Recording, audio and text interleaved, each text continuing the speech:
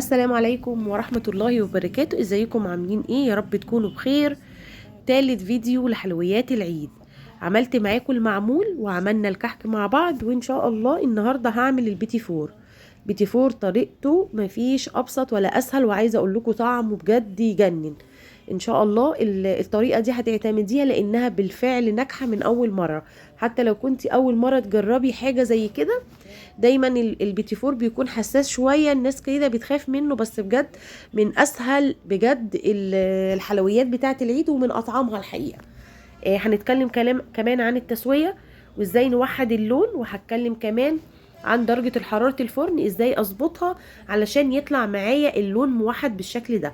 لان دايما تسوية البيتي فور بتكون يعني عايزة شوية ملاحظات كده علشان يطلع معاكي اللون موحد، وفي نفس الوقت ما يتحرقش منك او ما يديش الاطراف لون، وبقية البيتي فورة بتكون ثابتة على لون ابيض او افتح من الحروف.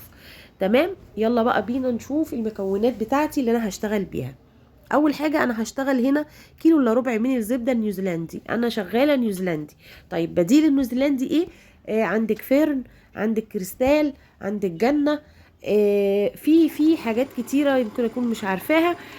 بس بجد يعني في بدايل. البدايل دي هتبدلي الزبده النيوزيلندي باللي انا قلته لك ده. قطعتهم هنا مكعبات كده صغيرة لان هي خارجة حالا من التلاجة، فعشان ايسر او اسهل عملية الضرب تطرى شوية معايا. هنا بقى الاضافة بتاعت السكر، انا السكر طحناه في البيت، مش بشتري سكر جاهز خالص مطحون. ليه؟ لان بيكون مضاف له يعني كمية نشا، وانا بصراحة مش حابة كده. يعني عايزة سكر يكون سكر سادة بدون اي اضافات. نزلت بقى عليه بالسكر طبعا بعد ما حسيت ان الزبدة بدأت تفك كده من بعض، وهفضل اضرب فيها لحد ما اوصل للون الفاتح. كل مرحلة ليها لون، يعني في البداية كده لونه اصفر، بعدين بتحسي اللون بيبدأ يفتح لحد ما يكون معاكي لون خلاص كريمي ولونه فاتح وملمس كريمي. بصوا المنظر هنا بدأت خلاص العجينة بتاعتي تكون خلاص تمام كده. يلا بقى بينا لمرحلة الدقيق. انا هنا هستعمل كيلو دقيق. مرحلة البيض بقى، انا عشان يكون معايا مظبوط بجد يعني مظبوط، بحط 2 اصفر بيض و2 بيضتين كاملين. حباه دايب قوي حطي 3 اصفر بيض على بيضايه كامله، بس كده مش هتعرفي تطلعيه من الصاج وهيفتفت منك، وطبعا هيكون مشكله بالنسبه لك.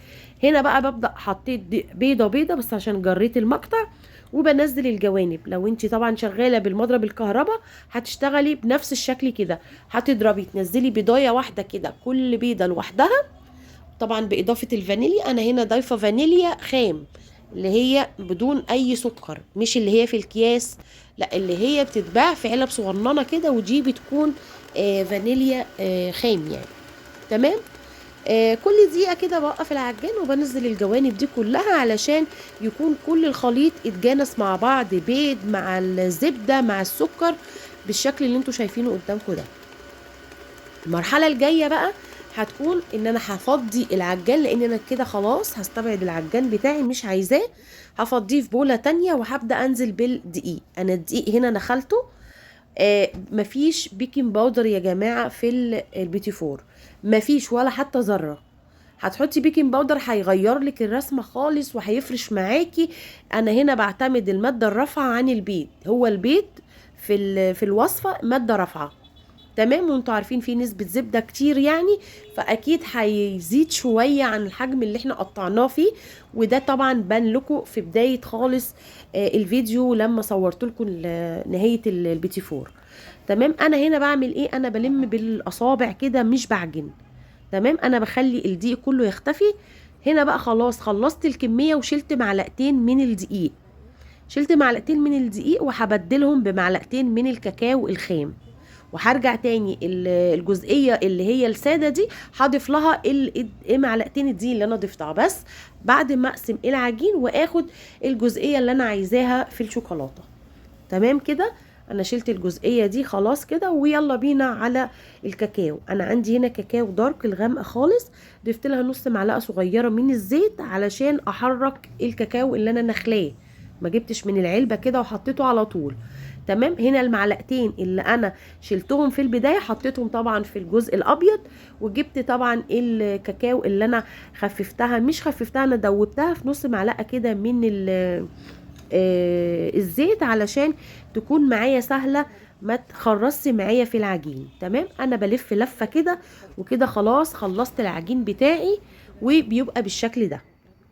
اول حاجه هعملها، حتى لو كنت عملت البيتي فور ده 100 مره، اول حاجه ابدا اعملها عشان اشوف نفسي انا ماشيه صح ولا لا، بمسك جزء كده من العجين، يعني 3 4 كده، وابدا اخبزهم في الفرن. فرش معايا قوي بزود نص معلقه دقيق. تمام. دي لازم تكون قاعده عامه لما تحبي تعملي بيتي فور بالذات. يعني ايه، ما خليش بقى الكميه كلها تفرش مني. انا بصراحه جربتها ما لقيتش احتاجت معايا نهائي خالص من الدقيق، كانت مظبوط جدا. بس علشان في جزئيه من الدقيق بتمتص السوائل وفي جزئيه لا، فخلي بالك من النقطه دي. انا كده وريتكم القمع نفسه او التب اللي انا شغاله بيه بتاع البيتي فور، اللي السنون بتاعته بتكون ضيقه شويه مش بتكون واسعه، فده افضل شكل للبيتي فور. تمام كده. انا هنا ايه يعني ما حبيتش اجري شويه علشان اوريكم قد ايه ما شاء الله العجين بتاعي جميل وسلس ومش محتاج اي حاجه تانية ومش سايح، يعني العجينه بتاعتي لا نازله مظبوطه كده. تمام كده خلصت جزئية كبيرة من العجين اللي هو الأبيض، وبخبز على طول. أنا هنا في البيتي فور طبعا عشان ببقى محتاجة لصواني تاني، فبخلص وأطلع وأحط في الصاج تاني على طول كده، مش بقف خلاص، يعني هي على طول. بس يا ريت لما تقطعي ولو في مكان في الفرن فيه يعني لو الفرن فيه اكتر من صينيه وانت ما عندكيش مكان تحطي الصينيه الثالثه، ما تخليش الصينيه اللي انت قطعتيها او اللي انت شكلتيها على الترابيزه او على رخامه في المطبخ، خرجيها بره المطبخ علشان ما تسحش معاكي، يعني يفضل كده.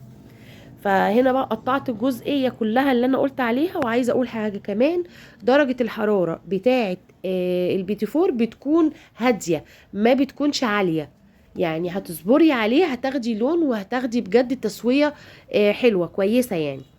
تمام. اول حاجه بسخن الفرن خالص خالص خالص، وبعدين بخليه في الدرجه المتوسطه. تمام كده. وما بشغلش شوايه نهائي، سخونيه الفرن هي اللي هتديك الشكل او اللون بتاع البيتي فور في البدايه. تمام. هنا قطعت الشوكولاته وكانت بردك نفس القصه معايا سهله قوي، يعني ما بيغلبنيش بصراحه في القمع، وكانت دي افضل طريقه انا وصلت لها للبيتي فور. جربيها وان شاء الله تعجبك وتكوني مبسوطه بالتجربه دي. تمام كده. انا كده خلاص كنت تقريبا قطعت الجزئيه. انا ليه عملت ابيض مع الشوكولاته؟ علشان اشوف التسويه مظبوطه، يعني لو انت مش قادره تحددي، لكن انا دايما بصراحه بعمل الصواني معظمها بالشكل ده. كده خلاص انا خلصت الفيديو، يا رب ان شاء الله يكون عجبكم، واشوفكم في فيديو تاني، والسلام عليكم ورحمه الله وبركاته.